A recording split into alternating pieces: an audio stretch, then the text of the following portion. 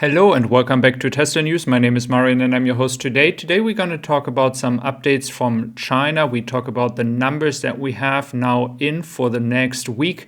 And we also have updates regarding Giga Berlin. And we're going to talk about the electricity prices in Germany and Europe and many more news I have prepared for you.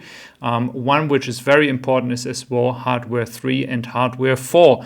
So there was already news out there. So Hardware 4 apparently comes for all models during the entire year. There will be a shift towards Hardware 4 based on people that work for Tesla here. And there will be no retrofits. So Hardware 3 to Hardware 4. So if you currently have a Hardware 3, you're not able to get a retrofit in your current car. Now, when it comes to Giga Berlin is currently producing 4,000 cars per week, which is a very nice achievement. But we all know this is only 208,000 cars capacity per year. I think we can expect 8,000 cars per week by the end of the year, maybe even earlier, depending on how fast Tesla can scale the production over here. More and more cars, more and more trailers. So we can actually expect that the entire area will be further expanded in the next few months, as we don't have any space anymore right now. And 4,000 cars a week is a nice achievement, but we have lots of stuff ahead of us. The UK market, I'm expecting it to be delivered with Model Y from Germany somewhere in this year. So I think there will be a shift when everything is coming from Giga Berlin when it comes to the Model Y. Now, this is a German feedback. I'm just going to translate that to you.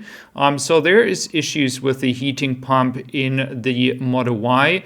And in Germany, many people have to wait for a very long time until they get this issue fixed.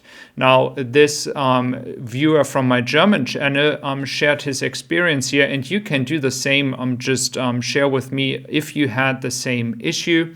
Now, some people have gotten a Model Y or Model 3 from Tesla for the time being that they have to wait for their own car, but others, they actually have to wait without a car, and that is very frustrating. So these are issues that are not for everybody, but a few people have this issue since the beginning of the year.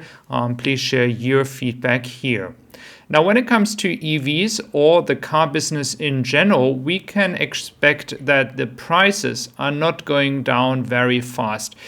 We do know that Tesla has decreased the prices, but if we take the general market, we see that since Corona started, so since the end of 2020, when the first price adjustments happened, the amount of cars that are priced over 60K, and in this case for the US market and in dollar, is increasing by a lot. And the cars that are actually priced below 25K is pretty much nothing. I mean, this is a big difference here. It has been different in 2017, 18, 19.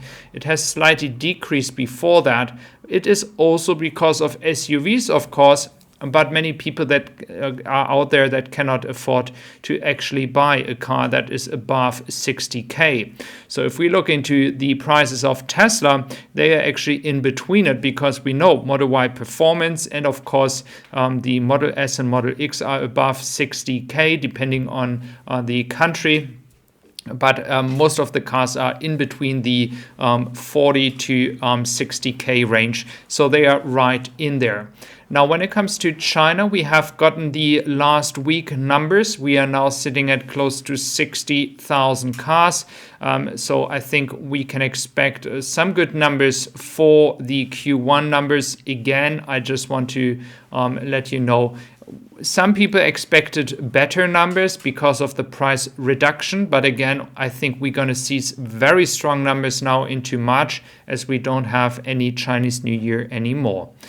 When it comes to brand awareness, there are a lot of factors that you can play with, but if we look into those that are listed now here in China, usually based on Chinese people companies can be very lucky to be in one or two of those sections on top. Tesla is on top in visibility and aesthetic.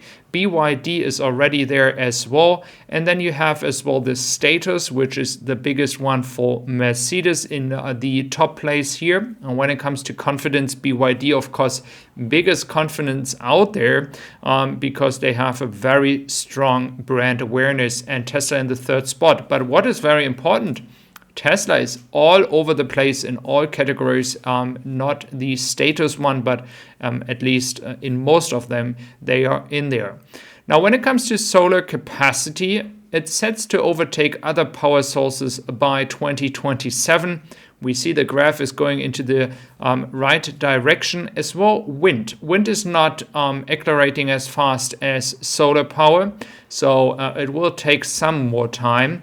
But we see already it's surpassing hydropower, and of course we are expecting that by 2027 the solar powers will be the one with the biggest capacity worldwide. Now, when it comes to supply chain, breaking news here from South Korea, Tesla is working with L and Avco together. It is for cathode materials. They will start by January 2024, and they will do that until the end of 2025.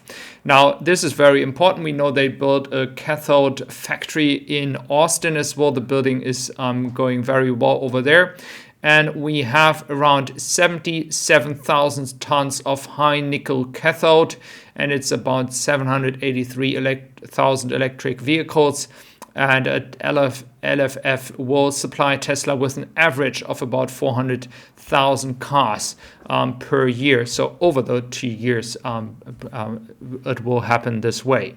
Now, when it comes to electricity prices, I don't know the one in the US right now for the entire market, but for the European market, we have interesting numbers here. Scandinavia is always famous for pretty cheap prices, and we have Denmark as well. And then Germany with 128 euros per megawatt hour, not gigawatt hour, but megawatt hour. So that is also important to note. So especially in the south, the prices are very high. If we look into Italy, if we look as well into France, and we also have here Greece with very high numbers, despite them having so much solar possibilities. Now, for the meeting, we have at 7 p.m. or until 7 p.m. the meeting is going to go when it comes to the earnings call and the keynotes between 3 and 4:30 p.m. Again, for European times, it is 10 p.m. in the evening. So it's going to be very interesting for the 1st of March. This is going to happen tomorrow. It's going to be a very exciting day. And I think we're going to have a lot of stuff to talk about afterwards. So thank you very much for being here today. I really appreciate your time, and have a wonderful day. And I hope to see you back here tomorrow for another video. Thank you very much for your time. Thank you.